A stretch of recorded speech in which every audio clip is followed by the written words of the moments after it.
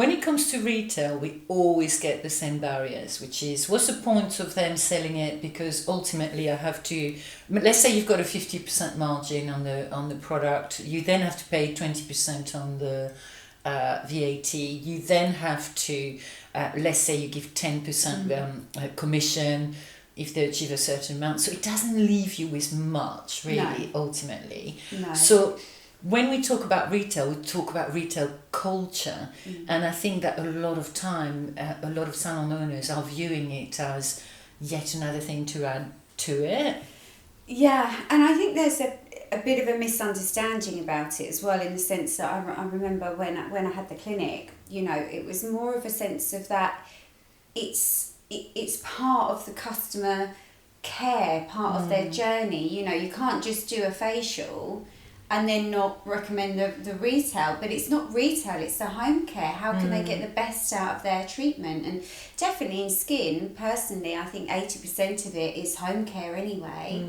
20% is treatment. So you're actually not doing your client justice by not, it's the same with a hair client, for argument's sake, you know. My hairdresser is sending me to Holland and Barrett to buy my shampoo and conditioner. Oh no! I'm looking at it like, there's lovely brands around us. Yeah. Surely you can actually give me the brand that would suit my hair. And that you're using, and that, exactly. So I just think that it's always looked at in the wrong way. And I do think as a salon owner, it can seem a bit of a chore. Like you said, there's not a lot of money in it. It's, you get, you know, the team are quite often difficult. Not every team, but the team are quite often a bit difficult, very resistant with it. And it's just like, oh, do you know what?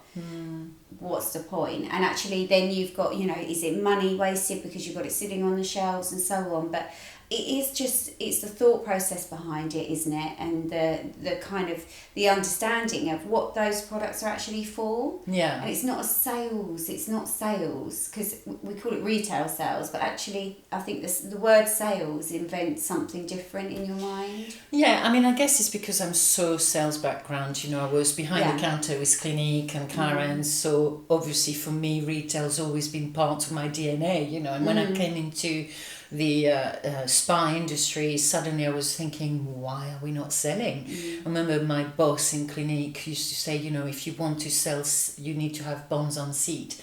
So, you know, people that were going around the counter, sit them down, do a makeup or do something and talk to them. And I remember thinking, in the spa industry, you've got them, you know, half naked in front of you, and you can't even have that, you know, that kind of connection of what is it that they need, which is, we're just not taught how to do it. Even for hair, we're not taught how to do it. And this little subtle thing that's going to change you talking about the product to the client.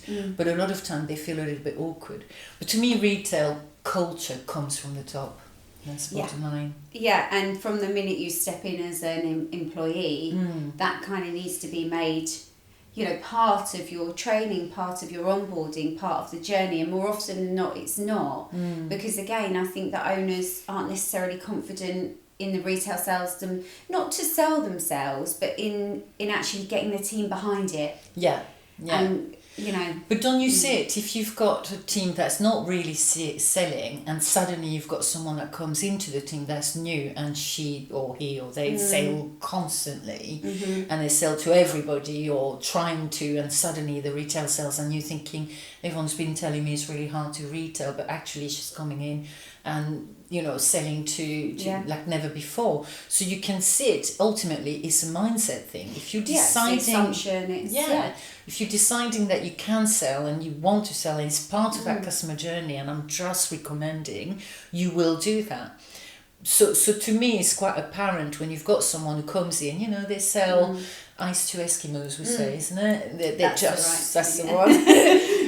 You know, they're just constantly on it because they have no barrier, and for them it's part of what they do. Part of the journey, But there is an element of selling well. I always feel sometimes, I remember one of my friends said she used to go to a facialist, and at the end of the facial it was very much, you need this. Yeah, I mean, exactly. And she felt so awkward, and she said, look, I just bought the first time, I bought the second time, I bought the third time. By the fourth time I was just feeling so just awkward, and it actually wasn't as relevant for me, so I ended up not going there anymore. Yeah. because you don't want that pressure as a client. I mean, there's definitely a fine line, but it doesn't, and I think this is the image that you conjure up when you're thinking retail, is that all teams are, you know, getting this image in their heads that it is that whole, you need this, you have to take it, and so on. But it really doesn't, it's just part of your care for that client. And if you're doing your job to the best of its ability, and you are passionate about it, and you want them to get the result,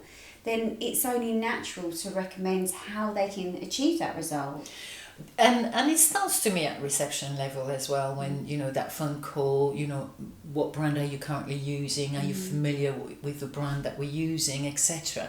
Because I feel that that's starting that little, you know, thought process for the client about the brands and what we believe in and what we do. But a lot of time all of that is overlooked, so it's purely on the pressure on the service provider to retail. And I also feel sometimes when we do mystery shops, for example, or we go to certain places and we, you know, this obviously for me much younger therapists most of the time, 90% of the time, you know, and they're just telling me things where you can see the confidence is not there. Yes, yeah. So it's actually, if you really go back to basic, as far as I'm concerned, you're the expert. So you telling me your expertise. But if you're a little bit awkward and you're really not comfortable in the language you're using, and you're not doing the consultation properly, or you're using the wrong word, I'm not going to be engaged. No. There's another thing as well, I was just thinking whilst you were talking, that I think a lot of salons, clinics, spas, whatever it is, hairdressers are resistant to give samples still. And it amazes me, because I think actually that's quite a soft way of starting to get the team to start to, you know, just every client just give them the samples.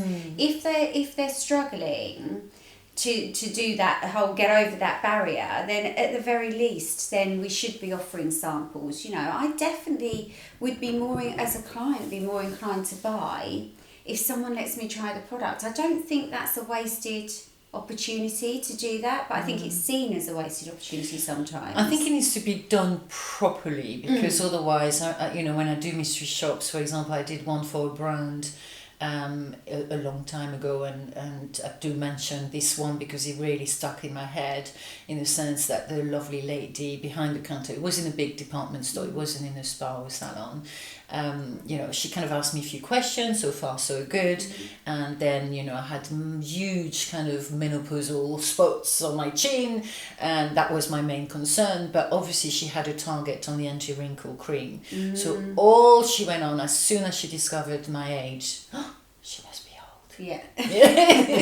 Let's just go for the anti-wrinkle cream, you know. And she went on and on about the anti-wrinkle cream, and I was just standing there thinking, that's not my main concern. Now, of course, I'm concerned about wrinkles, and I've got about 20 eye cream at home, and some of them in a fridge for, you know, kind of puffiness or whatever. So of course it's a concern, but it's not my main concern. No. So because she could see I wasn't buying into it, she gave me a bag full of samples. Oh yeah, that's, yeah. But ultimately, half of them I didn't even know what you don't know what to do with, you don't know. But at the so clinic, that's pointless. Yeah, it is. And I left spotty and wrinkly. With a bag full of stuff you had no idea what exactly. to do. So, you know, ultimately you're standing there thinking, oh my God, I mean, just give up. Yeah, I know, exactly. But if it's done right, I mean, we used to do, you know, we'd give them a nice card that went with the samples as well. You know, this is what we want you to use in the morning, this is what you want. Yes, ideally the client buys there and then, but sometimes they only want to take one product. So don't punish them because they don't want to take all of the products in the range. Help them and support them. Brilliant, take that product and I'm going to give you this and this to support the routine or support the hair, whatever it is.